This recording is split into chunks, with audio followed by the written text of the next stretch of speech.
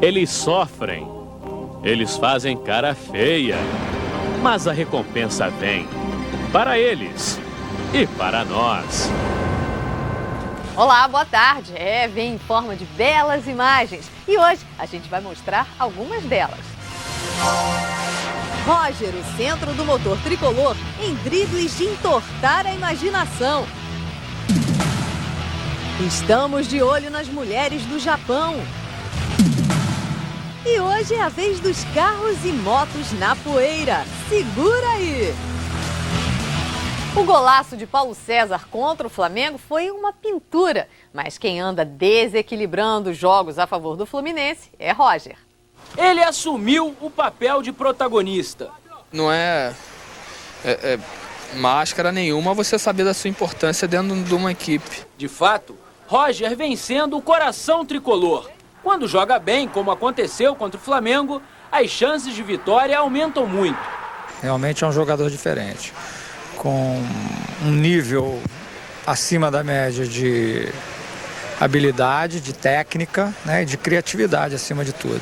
Virtudes que, na opinião do jogador, não ganhariam tanto destaque se não fosse um detalhe. E que detalhe! Eu sempre tive uma função mais de armar as jogadas e de fazer com que os meus centroavantes façam os gols. Mas agora as bolas estão sobrando ali para mim, eu estou empurrando para dentro também. Na atual temporada foram 11, um deles espetacular, inesquecível, né? Mais do que os gols, Roger vem mostrando um repertório que parecia esquecido no futebol brasileiro, os dribles em alta velocidade. Os rubro-negros no domingo ficaram tontos. A turma de São Januário também sofreu com a canhotinha tricolor. Os zagueiros do América até que tentaram, mas 1 a 1 foram ficando para trás e ainda viram a arrancada terminar com a bola no fundo da rede. O drible é importante num jogo porque faz a diferença, principalmente quebrando uma educação tática da outra equipe, mas você driblando para frente em busca do gol. Tomara que você, Roger, continue assim, em camisa 10, de jogadas notas 10. O adversário do Fluminense nas quartas de final da Copa do Brasil tem apenas 1 ano e 8 meses, mas já realizou uma façanha. Quando o assunto é política, o centro do poder está em Brasília. Mas quando o assunto é futebol, as atenções dos brasilienses se voltam para 2 cidades satélites do Distrito Federal. Os times mais poderosos estão a 40 quilômetros da capital. O Gama é o único representante daqui na elite do futebol. Já foi campeão brasileiro da 2ª divisão e está classificado para as semifinais do Campeonato Centro-Oeste. Mas a grande sensação deste ano é um time novo, o Brasiliense de Taguatinga. Conhecido como Jacaré, a conquista do Brasiliense é uma façanha. Pela primeira vez na história, uma equipe do DF está entre os 8 melhores da Copa do Brasil. Cada dia mais vai subir, porque do jeito que está, com certeza vai detonar. A vaga para as quartas de final veio com a goleada de 4 a 1 contra o Confiança, campeão sergipano. O herói da partida fez os 4 gols. É o experiente Jubaiano, que foi campeão da Copa do Brasil em 99 pelo Juventude. Temos as totais condições aí de chegar, tentar seguir adiante nessa competição. Em Santa Catarina e no Espírito Santo teve gente que engoliu muita poeira. Já, já.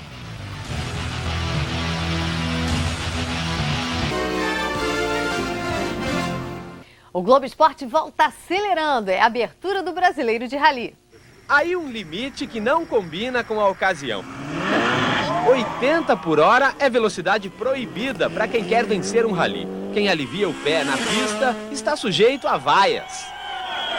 Mas não é o caso aqui, afinal ninguém quer ficar para trás na primeira etapa do Campeonato Brasileiro. E é essa ousadia dos pilotos que mais agrada o público, que acompanha tudo de cima mesmo. De cima da placa, da casa, da cerca. Até no meio do milharal tem gente de olho. E é bem ali na curva que alguns pilotos tomam o caminho da roça. Rápida aí é a torcida. Esse daqui eu achei na curva. Nós entramos certo, só que na hora de acelerar, o carro, em vez de fazer a curva, saiu de lado. Saiu nas 4 rodas, batemos nos palitos ali. Tudo bem, nada que impeça o retorno à prova. Em 2 dias de rally são quase que uma dezena de baterias. Na soma, 150 quilômetros de corrida até a bandeirada final. E aí quem aparece na ponta, alegrando a torcida, são os cariocas Guilherme Spinelli e Andrei Valério, vencedores na categoria mais veloz do campeonato, de carros com motor turbo e tração nas 4 rodas. Começamos em primeiro agora, dessa prova estamos saindo em primeiro, liderando o campeonato e tomara que a gente continue assim até o final do ano. Na categoria 1.6, com motores preparados, a bandeirada foi para a dupla de Florianópolis, Luiz Tedesco e Sidney Broering, em busca do 10º título brasileiro. Temos novos concorrentes que vieram com um carro muito forte e eu não vou deixar barato não. Para eles ganharem, eles vão ter que acelerar muito.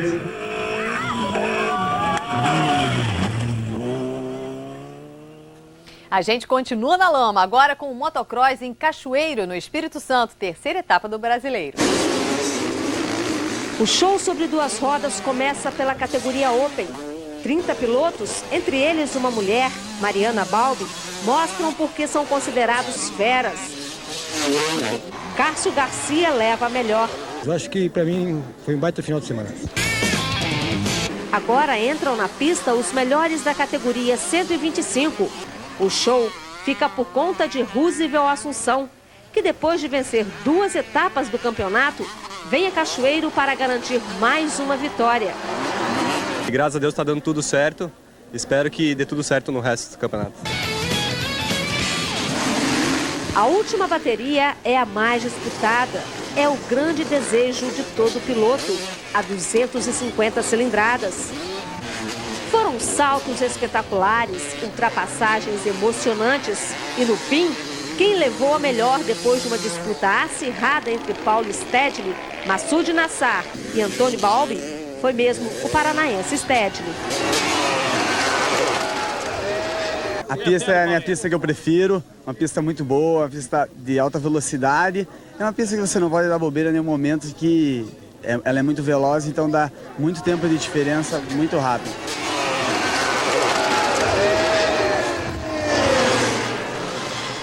Você sabia que o Brasil tem uma seleção de rugby? E tem mais. A equipe está bem pertinho de participar pela primeira vez de um campeonato mundial. Eles não têm medo de cara feia. Lutam, sofrem para defender o Brasil. Vestir a camisa amarela, cantar o hino nacional. É difícil conter a emoção. E o sol da liberdade, raios fúlgidos, brilhou no céu da pátria nesse instante. Ficar arrepiado mesmo, não tem jeito, né? Usar camisa representar seu país, seja o esporte que for, acho que não tem preço. Até mesmo quando o esporte é o rugby. Muito popular em países como Austrália, Inglaterra e Argentina, mas pouco conhecido e sem tradição no Brasil. E depois de 40 anos de fracassos, a seleção brasileira chegou à 3ª fase das eliminatórias para o Mundial do ano que vem, na Austrália e na Nova Zelândia. A seleção tem conseguido resultados super importantes, assim, diria até resultados históricos. Mundial é um objetivo, mas está lá na frente. Se a gente fizer o nosso trabalho bem feito, a gente acorda lá. São jogadores que não recebem para jogar, que defendem a seleção brasileira por pura paixão, já que no Brasil o rugby ainda é um esporte amador. Apesar de ser amador, a gente tem que treinar como profissional, né? São 5 treinos por semana com 2 horas de duração. A gente se empenha muito, a gente joga porque a gente gosta muito de estar jogando rugby. A gente joga pelo amor ao esporte, o amor ao clube, o amor à camisa. E é dessa forma que o psicólogo Ronaldo, o engenheiro Marião, o administrador de empresas Alê, o Relações Públicas Seba, tentam entrar para a história do esporte brasileiro. Brasil! Vamos! Grandes gols da Copa do Mundo. Quem vive dizendo que todo alemão é cintura dura, nunca deve ter visto Rummenigge em campo. Veja a habilidade de um dos maiores craques do futebol alemão na tabela com Magath. E no chute colocado, deixando sem ação o goleiro Osmin do Chile. Rummenigge jogou com uma distensão no músculo e fez 3 gols nessa goleada por 4-1 que classificou a Alemanha para a 2ª fase de 82. Esse foi o terceiro, com a ginga e a malícia do craque alemão.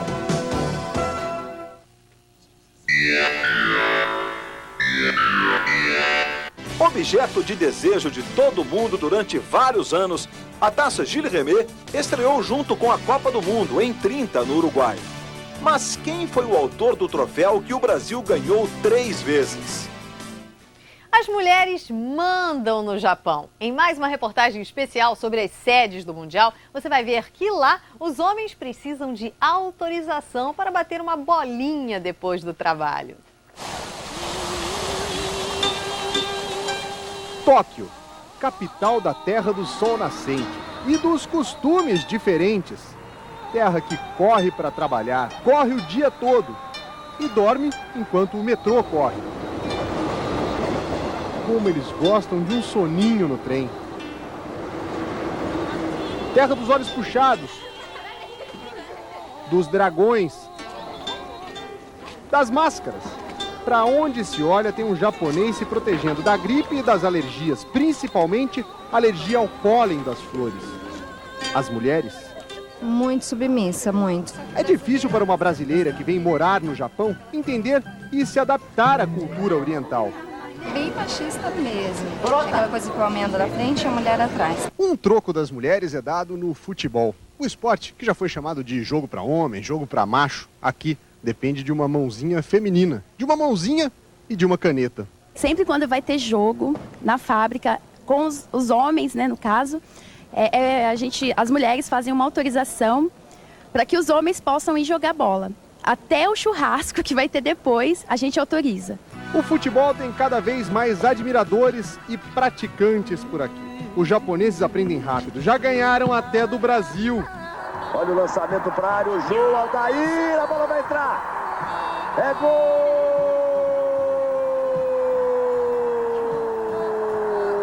do Japão. Aldair bateu cabeça fundida numa bola perdida. Quem diria? Culpa delas. Sem autorização não tem jogo, não tem bate-bola nenhum. Tempos modernos. E elas estão adorando tanto poder. As japonesas não são mais como antigamente. Estão botando as perninhas de fora. Pro bem do futebol de lá.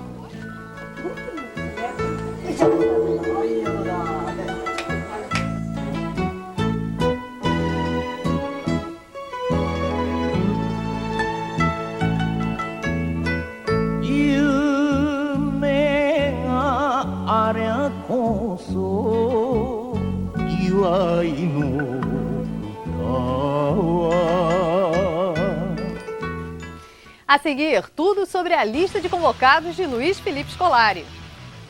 E uma reportagem especial sobre esforço, sacrifício e limite.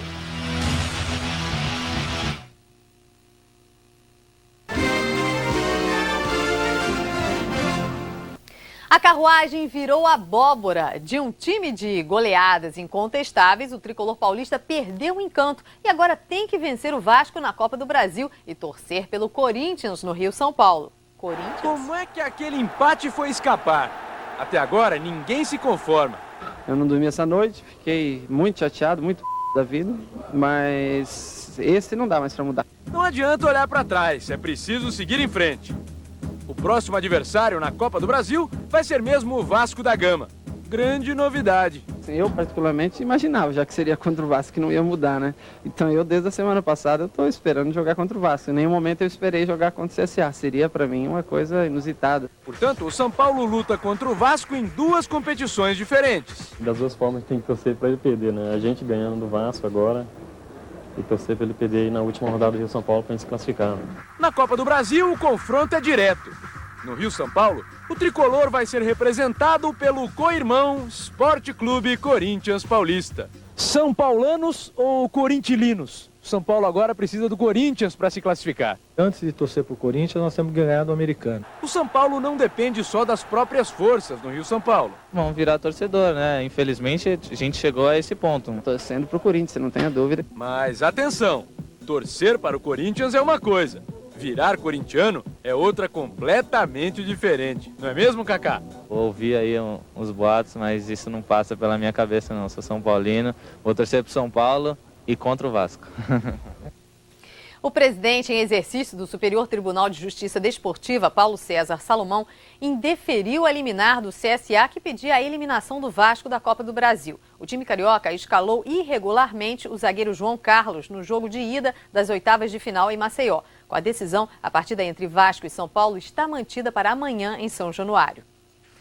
Já classificado para as semifinais do Rio-São Paulo, o Corinthians enfrenta o Paraná amanhã pelas quartas de final da Copa do Brasil. E o maior desafio do time é superar a maratona de jogos. Carlos Alberto Parreira iniciou a semana muito preocupado com o desgaste que os jogadores corintianos sofreram nos últimos dias.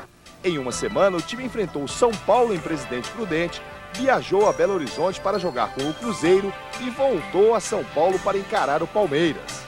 Esses jogadores não são máquinas, não são super-homens, não é verdade? Então vai chegar um momento que vai fraquejar, vai sentir o esforço. Amanhã o Corinthians tem jogo com o Paraná pela Copa do Brasil e no domingo outro clássico com o Vasco.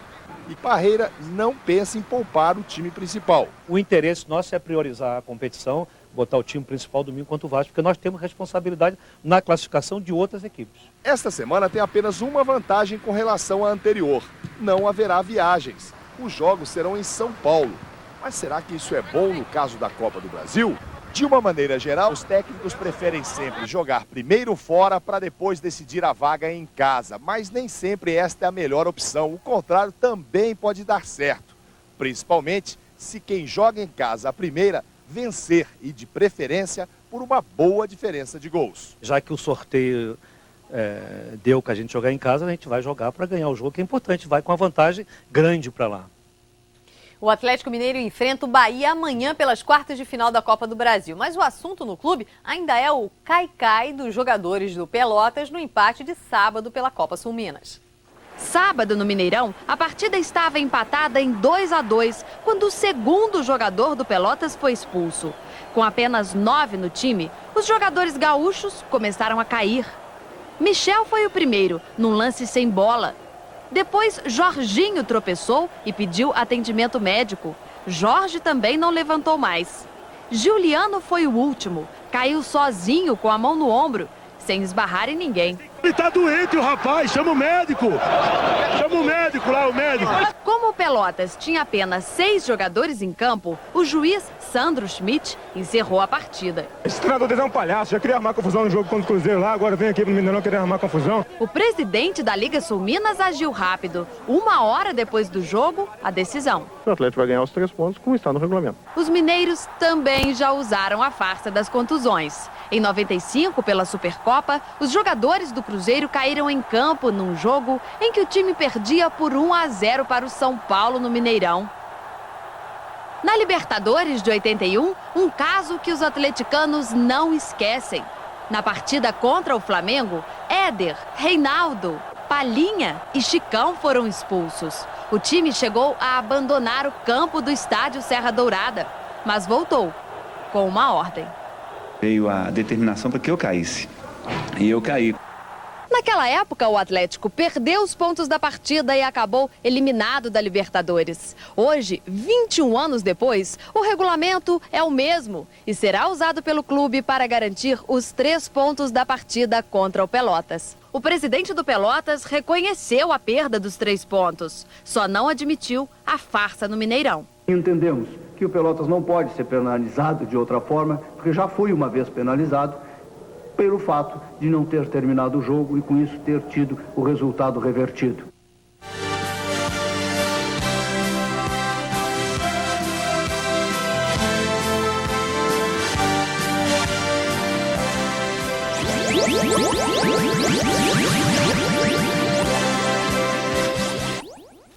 Ronaldinho Gaúcho está em alta até mesmo com os colegas de trabalho. O jogador do Paris Saint-Germain foi eleito o mais técnico do campeonato francês numa pesquisa realizada pelo jornal François. Foram entrevistados 90 jogadores da primeira divisão francesa e o brasileiro teve 30 votos, seguido do argentino Galhardo, do Mônaco, que teve 12 votos. Moral, hein? A taça Jules Rimet foi feita pelo escultor francês Abel Lefleur e ficou pronta em 1930. Ela tinha 1,8 kg de ouro e custou 50 mil francos. Infelizmente, a Gilles Rimet foi roubada da CBF em 1983 e nunca mais apareceu. E Ronaldinho Fenômeno está entre os 19 jogadores relacionados pelo técnico Héctor Cooper para a partida de volta das semifinais da Copa da UEFA contra o Feyenoord. Mas isso não ameniza a tensa relação entre o técnico argentino e o atacante, que pode voltar ao futebol brasileiro antes mesmo da Copa do Mundo. Palmeiras, São Paulo ou Flamengo podem ser o destino do atacante. Enquanto isso, no Rio de Janeiro, Luiz Felipe Scolari completou esta manhã a lista de jogadores para o amistoso do dia 17 contra Portugal, em Lisboa. E finalmente falou sobre Romário. Os convocados são os goleiros Marcos, do Palmeiras, e Rogério Ceni, do São Paulo, o lateral Paulo César, do Fluminense, o zagueiro Anderson Polga, do Grêmio, para o meio de campo Gilberto Silva, do Atlético Mineiro, Kleberson, do Atlético Paranaense e Juninho, do Flamengo. E os atacantes Edilson, do Cruzeiro, Euler, do Vasco e Luizão, do Grêmio. Paulo César e Euler são as novidades da lista e podem complicar a vida de outros jogadores na reta final da Copa do Mundo. Paulo César, por exemplo, pode tirar Belete do Mundial e Euler pode ser a sombra de Denilson e Edilson. E quanto a Romário, de novo ficou de fora. Antes de anunciar a lista, Luiz Felipe comentou as declarações e o choro do baixinho na semana passada. E mais uma vez, ele mostrou a sua vontade de ir à Copa do Mundo defender o Brasil. Uma vontade essa que não é única e exclusiva do Romário, também de todos aqueles que não estão sendo convocados. Eu quero dizer ao público brasileiro que o público todo tem que saber que aqui tem um técnico também, que tem uma linha de raciocínio, que tem uma linha de trabalho, que tem um segmento e que vai fazer de acordo com aquilo que ele acha melhor para o Brasil. No fim da coletiva, em tom de brincadeira, Felipão cobrou brindes que foram oferecidos a ele. Acabou recebendo alguns CDs. Nesse caso, o choro deu certo. Muito obrigado, muito obrigado. Valeu a pena. Tá vendo como valeu a pena chorar? Viu? O esporte é uma profusão de sentimentos que são colocados para fora em momentos extremos e de maneiras diferentes. Bocas, biquinhos, socos no ar, gritos, beijos, suspiros. Cada um tem sua maneira de mostrar o que sente. Esforço, sacrifício. O limite do atleta está na força física e mental. Quando se rompe essa linha, o resultado é cruel. Em 84, a suíça Gabriele Andersen sofreu para chegar ao fim da maratona nos Jogos Olímpicos de Los Angeles. Segundo especialistas, além da preparação física ruim, o estresse também pode ser o vilão nessa história. Pode comprometer o apetite do atleta, tá? A qualidade do sono dele, ter sono interrompido, dificuldade em induzir sono, tá? Isso por esse envolvimento do estresse por aquela situação competitiva do momento. O aspecto do tratamento emocional dessa situação é muito importante, que eu posso da mesma forma aproveitar o mesmo estresse positivamente. Esse estresse bem aproveitado extravasa no momento do gol, da conquista, um êxtase capaz de transformar expressões. Caras e caretas de um organismo que encontra os seus limites na dor, no sacrifício, no sofrimento. Ser atleta é isso, desafiar o corpo o tempo todo. Alguns assumem a careta como parte do estilo. Michael Jordan fez da linguinha marca registrada. E é natural que, nas disputas mais cansativas, os rostos se transformem. As expressões deixem o tom sereno para dar lugar a imagens distorcidas. Uma mudança em que a dor também pode ser personagem importante. Cara, ó, eu acho o seguinte, que quanto mais velho você vai ficando com mais dores, mais coisinhas para controlar. Mais careteiro, então. E acho que as caretas vão aumentando, sobretudo de dor. Né? Que você pisa no... Aí dói o joelho, aí você pisa no... Aí daí você vai fazer uma força, tem um cara pulando em cima de você. E assim são as transformações que às vezes o torcedor não vê, mas a câmera consegue flagrar. Instantes curiosos que fazem do esporte uma atividade mais surpreendente do que já é.